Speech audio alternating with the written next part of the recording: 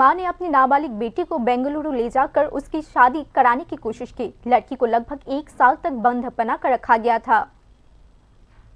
1 साल की लंबी मुश्किलों के बाद बाल अधिकार संरक्षण राज्य आयोग ने राज्य की एक नाबालिग लड़की को बेंगलुरु से वापस घर पहुंचाया है। गोमती जिले की रहने वाली 15 साल की इस लड़की को उसके मां शादी करवाने के इरादे से बेंगलुरु ले गई थी। वह नाबालिग मार्च 2025 से बेंगलुरु में ही बंधक बनी हुई थी। आखिरकार लड़की के पिता द्वारा दर्ज कराए गए शिकायत पर कार्यवाही करते हुए Tripura commission for protection of child rights ने निर्णायक भूमिका निभाई है। आयोग के प्रयासों से नाबालिग को बेंगलुरु से बचाया गया और वापस घर लाया गया है। मंगलवार को नाबालिग की ऑफिशियल कस्टडी उसके पिता को सौंप दी गई। त्रिपुरा बाल अधिकार संरक्षण आयोग के अध्यक्ष जयंती देबबर्मा ने इस घटना का पूरा ब्यौरा दिया है।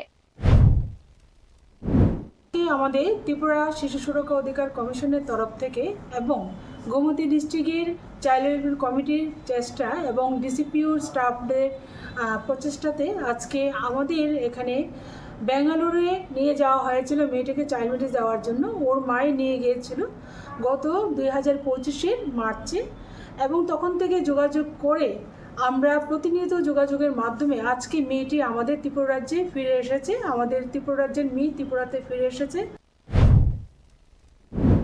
Bureau report news now.